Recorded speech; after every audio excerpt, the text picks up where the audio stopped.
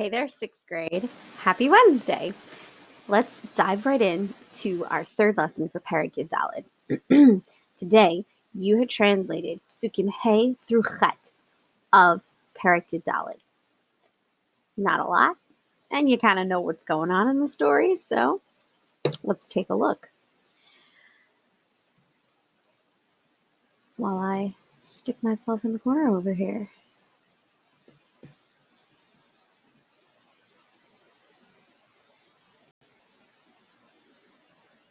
There we go. Okay, Pasuk Hey. Vayugad l'melech Mitzrayim, and it was told to the king of Egypt, Ki barach ha'am, that the nation had fled, that they had left, that they had run away. Vayehafech levav Paro va'avadav el ha'am. The heart of Paro and his servants, hafach, it flipped, it changed, it went in the opposite direction. Like vavahipuch, it went in the opposite direction with regards to the nation of Israel. Vayomru, and they said, Mazot asinu, what have we done? Kishilachnu et Yisrael me'avdinu, that we sent the Israelites out from our servitude, from our service, from being our slaves. What's wrong with us? Pasuk Vav, Vayesor et richbo, and he bound up his chariot, meaning Paro saddled his horse and connected it to the chariot. And his nation he took with him. Pasuk Zayin, Vayikach shesh me'ot rechev bachor. He took 600 specifically chosen. Rechev is riders. Rechev is it's riders, meaning riders and their chariots. The whole Rechev Mitzrayim and all of the chariots of Egypt. Vishalishim al kulo, and additionally there were also sarim, shalishim. There were officers to operate these chariots, right? There were riders, and these were the best and the fastest horses, and they were the engineering used to make the chariots back in those days was top quality. Like Egypt was known for having the fastest horses and a very, very quick army. They could move incredibly quickly. Pasuk Chet. Vayechazek Hashem et lev Paro melech Mitzrayim. Hashem hardened the heart of Paro, the king of Egypt.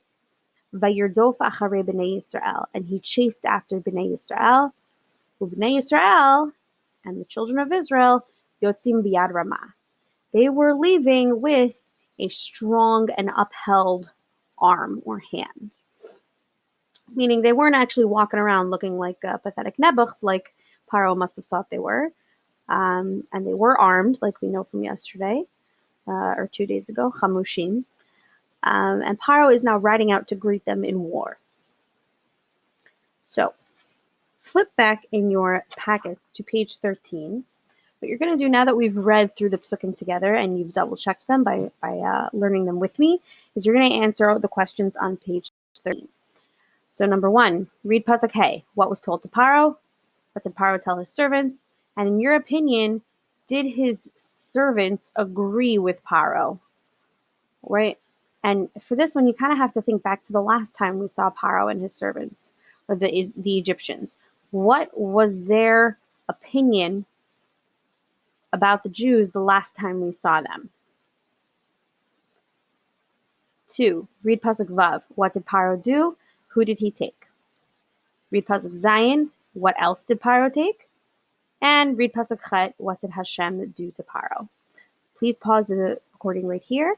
Answer these questions, and when you come back, we'll go over them together. All right. Pasuk Hey. What was told to Paro? That the Israelites had fled or left. It's interesting. You can almost see their perspective, that they're trying to sort of change history by saying, oh, they fled, they barach, right? They ran away. It almost sounds like they ran away without our permission, when really we know Paro had sent them out, right? So it's almost like they're trying to rewrite history to make sure that they feel comfortable with chasing after the Israelites, even though they sent them out. Bet, what did Paro say to his servants? What have we done that we let them leave our service? Why did we do this? In your opinion, do you think Paro's nation and his servants agreed with him that it was time to go get them. So I don't think they agreed with him, because the last time we saw them, they were saying, "We're dead. Please leave. Make the destruction stop." Right? They said, "Kulanu meitim. We're all dead. You got to leave." Right? They were basically chasing Bnei Yisrael out. And so if they were chasing the Jewish people out, why would they listen to Paro and go get them back? There seems to be a disconnect here. Pasuk Vav, what did Paro do? He saddled his chariot and his horse. He connected them. Who did he take with him? The nation and the horses. In Pasuk Zayin, et ma'od lakach Paro. What else did Paro take? 600 chariots and officers, essentially his army and his best soldiers and officers and riders and all that stuff. And Pasuk Chet, what did Hashem do to Paro? He hardened his heart and made him stubborn. So now we still have that big question of ours. How is Paro able to take his nation with him and his army with him if these people had just 3 days earlier chased out Bnei Yisrael and said, "You got to leave. Your presence here is killing us"? What's going on? So this clearly is a little bit of a conundrum, right? Something is missing here, and Rashi is able to fill in the blanks for us. So look at pages 14 and 15. We're going to do a Rashi together. In Pasuk Vav, the Dibur HaMatchil is Ve'et amo lakach imo, that Paro took his nation with him when he went out to chase after Bnei Yisrael. And Rashi's question is, how is this possible if these were the people who wanted to get rid of the Jews, who wanted them to leave the country? So Rashi tells us, Mishacham bidvarim. He convinced them with his words. Paro gave a very rousing and passionate speech. And he had some very good arguments for his nation as to why they should listen to him and do something that 3 days earlier was unheard of. What did he say to them? Lakinu, we were hit. Vinatluma monenu, and they took our money. Remember, right? We were hit is a reference to the plagues. They took our money as a reference to Bnei Yisrael taking the gold and the silver and the dresses, which, again, Paro is making it sound like they stole it from us, when really Bnei Yisrael asked for it and the Egyptians gave it to them. Paro's rewriting history here. He's not really telling the truth, right? This is like fake news almost, right? The Paro says we were hit and they took our money. V'shilachnum, and we just let them go? Why would we do that? What's wrong with us? We have to fix this situation. Paro tells his people, Bo'o imi, come with me. Va'ani lo etnahegi mahem kisha'ar malachim. Etnaheg, the shorish is nahag, which means to behave, to act, right? Like a minhag is a custom, a way of behaving. So naheg means to act. Paro says, if you come with me, I will not act with you or treat you like other kings. I won't be like other kings, right? What do other kings do? Derech sha'ar malachim. The way of other kings is to do what? Avadav kodmin lo b'milchama. His servants go to the front lines of war. Now, the people on the front lines of war are usually the ones who are killed first. So it was very common for kings to have a few, rows and rows and rows of his soldiers in front of him. He would be in the battle, but he would be somewhere near the back because he couldn't actually fight. He had to stay alive, right? The peasants in the front could die. And that was normal. Paro says, I'm not going to do that with you guys. Ani akdim lifnechem. I will kodem. The shorish of akdim is kodem. I will go before you. I will lead you. I, the king, will be on the front lines. This is how important and passionately I believe in what we're doing right now.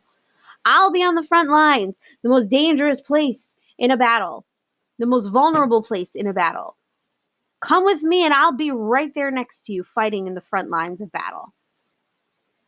And this is exactly what he did. He wasn't lying. He did indeed do this. Look at page 15. Rashi quotes from the Psukim, just a few Psukim later, from Pasuk Yud, in this exact same parak. And what does the Torah tell us? Shene'emar, as the Torah says, right? Uparo hikriv, that Paro came closer. This is a quote from the Torah, which is why it's in green. It's not Rashi. Rashi's quoting from the Torah here. Paro himself came closer to Bnei Yisrael, as we'll see in Pasuk Yud. It's not that the army came closer. Yes, the army, but Paro was at the very front.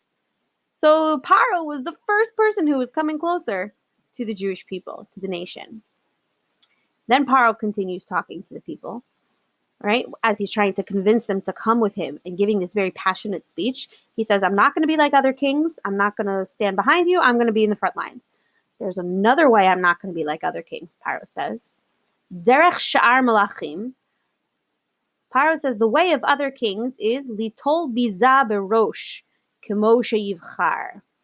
Litol means to take. Biza is what we call the spoils of war, which is all the treasures and valuable things that are left over from all the dead people in war, right? The loot, basically. You get to take it. That was kind of how it worked back then, that the winner gets to take all the riches from all the dead people, right? So it's normal for other kings to take from this biza, to take from the spoils, barosh, at the beginning.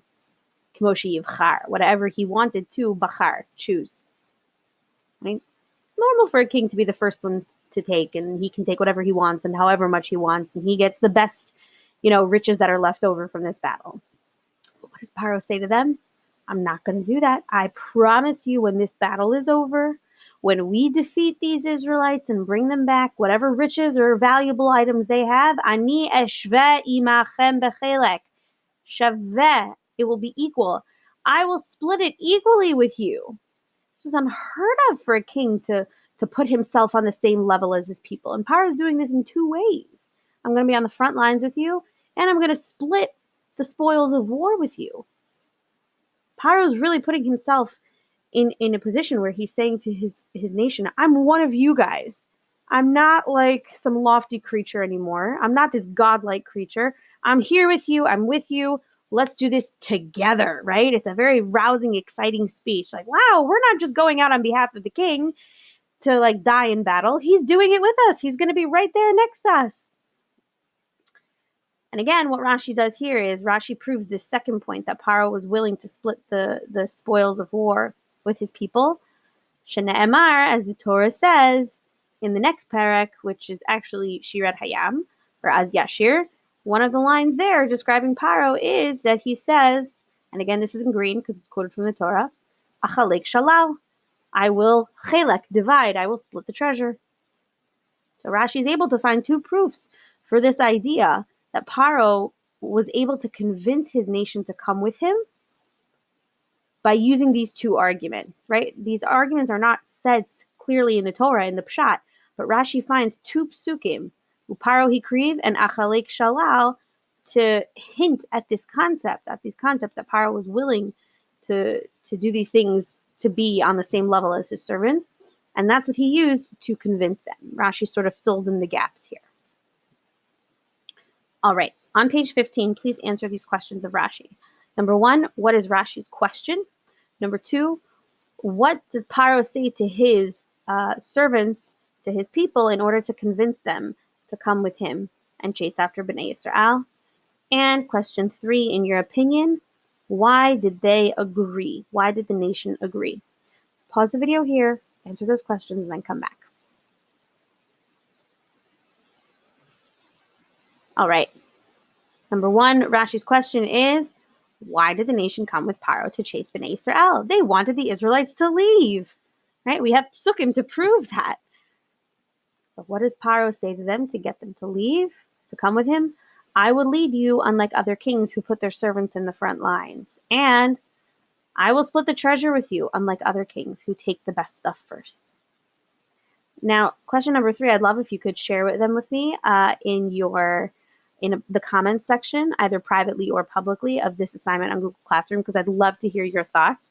My thoughts you already sort of heard in the lesson, that I really think that Paro was saying, I'm a man of the people, I'm one of you, and that kind of talk from a leader is typically very inspiring to people.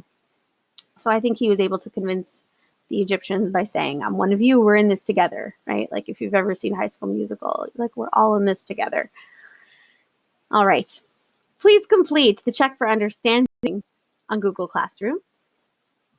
I look forward to seeing your comments on Google Classroom about why you think the Egyptians agreed to come with Pharaoh, why you think his arguments were convincing. Please remember to study for your Shorashim quiz this Friday. I also look forward to seeing whatever study tools you create for these Shorashim on a different assignment on Google Classroom. I've already seen, I think Yona made a Kahoot, which we can do. And if there's any other review, study tips or whatever I can send out, I will.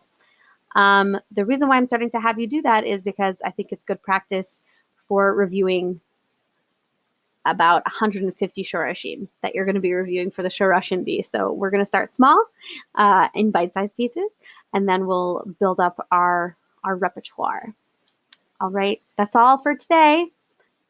Bye.